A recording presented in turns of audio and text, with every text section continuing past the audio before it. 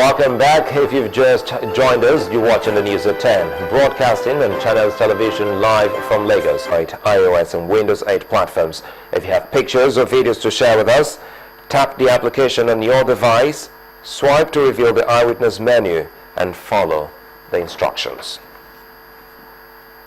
Well, we have some of the pictures you sent in. We'll start off with this one from the United States, showing people who are eyewitness. Reporter says are lawmakers being locked out of the House of Assembly complex. From Ogba in Lagos State comes this next photo of a canal, which our eyewitness reporter says was abandoned shortly after it was dug. The reports that the canal is cutting the road in two and is afraid the area could be flooded when there is heavy rainfall. Our next picture is from Kogi State and shows people who our eyewitness reporter says are applicants for Nigeria Immigration Service job ready for their oral interview. This photo of an unhealthy refuse dump site was sent in from Onitsha in Anambra State. Residents are appealing to the relevant authorities to clear the rubbish. And finally, is this picture from Saki in Oyo State, showing a motorcycle which was overloaded. This is unsafe for the cyclists and other road users and should therefore be discouraged. I'd like to thank you so much for sending in your pictures. Now, the Ministry of Finance has debunked the claims to the effect that federal workers are being owed salaries. The ministry, in a statement by the special advisor to the Minister of Finance, Mr. Paul Wabiuku, said this clarification became necessary to correct what he termed the misinformation put forward by certain governors on the matter. He stated that staff salaries at the federal level are up to date, while the federal government should not be blamed for avoidable mistakes made at state level. The statement reads further, quote, "Regarding difficulties in salary payment, certain governors are trying to blame the federal government for their predicament. They had been told through the Federal Accounts Allocation Committee to prioritize salaries but chose not to do so, hence the backlog that some states are experiencing." End of quote. Recall that the Imo State Governor, Mr. Rochas Okorocha, after a meeting of the All Progressives Congress governors-elect with the President-elect, raised an alarm over the state of the economy, alleging that federal workers were being owed 3-month salaries. A bill seeking to give legal backing for the establishment of an agency to address problems of land degradation and desertification has passed the second reading in the Senate. The National Agency for the Great Green Wall Establishment Bill received vast support from federal lawmakers at today's plenary session. Correspondent Linda Kigbe reports.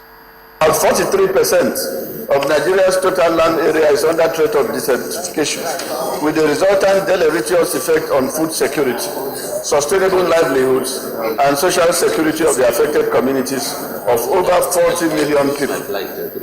An alarming statement made by the Senate leader on the direct effects of climate change on Nigeria and food security in the country. It is for this reason that Nigeria proposed the Great Green Wall for the Sahara and Sahel initiative in 2005 to address the problems of land degradation and desertification in the Sahara and Sahel region. The bill being debated at the plenary is for the establishment of a national agency for the Great Green Wall, which would help achieve the objectives of the initiative.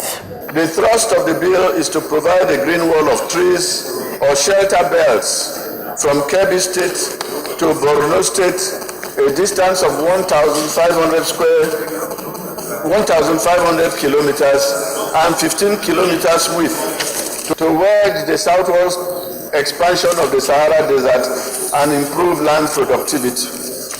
It will help enhance food production, reduce rural poverty, minimize social conflict between pastoralists and farmers, with the attendant loss of lives and property, which has become quite pervasive. The bill was widely supported by federal lawmakers. Ministry of Agriculture, in conjoint relationship with Water Resources, know that they should have given us this green belt we are talking about. And if you go to their budgets year in, year out, you see them.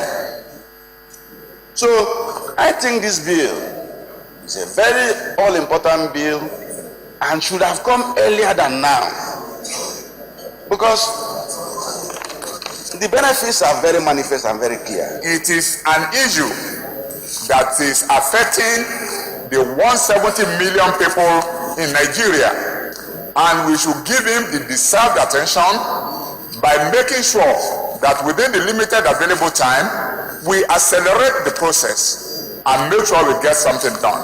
According to the Senate leader, Victor Ndomegba, all other countries that have signed the Convention on the Great Green Wall Initiative have established their national agencies, except Nigeria. He says it is imperative that the National Assembly give legal backing for the actualization of the program. The bill eventually passed second reading and was sent to the relevant committees for further legislative work. Linda Akibe, Channels Television News. Well, we're still within the precinct of the Senate, as the President, David Mark, has warned that unless the infighting in the People's Democratic Party is brought to an end forthwith, the party may be headed for final destruction. In a statement signed by the Chief Press Secretary to the Senate President, Mr. Paul Mume, the Senate President said that the emerging factions in the party are absolutely unnecessary and asked that the combatants sheathe their swords and embrace dialogue. He said a useful lesson has been learned from the PDP's electoral misfortune, but members must rise above the present circumstances and work hard to rejuvenate the party. Another dimension to the Enugu State's House of Assembly's impeachment drama has been thrown up, with Governor Sullivan Chime condemning attempts by a section of the House to remove him. Addressing journalists in Enugu, capital of the state, the governor denied allegations of forgery levied against him by the lawmakers and displayed a copy of the purportedly forged budget document. He also faulted the manner in which the lawmakers went about the business of impeachment proceedings against him, describing it as unconstitutional. The office of governor is a very serious office. You don't just wake up one morning and you start thinking of impeaching a governor. The section that deals with that is section 188 of the Constitution. It deals with how the governor or deputy governor may be removed from office. The first initial step is that at least 1/3 of members of the House of Assembly, they are required to sign a notice of allegation of gross misconduct against the holder of the office, that is governor or deputy governor. And they present it to the speaker. So at this stage, they are not required to sit. They just sit down in their homes and sign the allegation. And in this case, we have 24 members. The Constitution provides for at least 24 members of the House of Assembly. So we have the least number of House of Assembly members. So they should have known that 14 members cannot activate this process. Approved supplementary budget estimate 2012. This was the one they said I forged. I'm not quite sure they know the meaning of forging, but I forged this document. The so-called forged document did not add a kobo to the original estimate of the year. And you will see it in the, let me show you, these documents will be made available to you to look at. You will see when we presented to 2013, of course, you will refer to the previous year's budget. You will see it here, estimates of the Enugu State of Nigeria 2013. But this is the, you will see when we referred to the expenditure time, 2012 budget, 76,459,740,000 naira. While Governor Sullivan Chime of Enugu State explaining his part in the brouhaha in the State Assembly. Now, leaving Enugu State to Niger State, activities at the House of Assembly there have been disrupted again today after policemen invaded the premises and ordered the newly elected Speaker, Isa Kawu, and 20 other members out of the complex. The policemen also fired tear gas to disperse the lawmakers and other staff of the House of Assembly.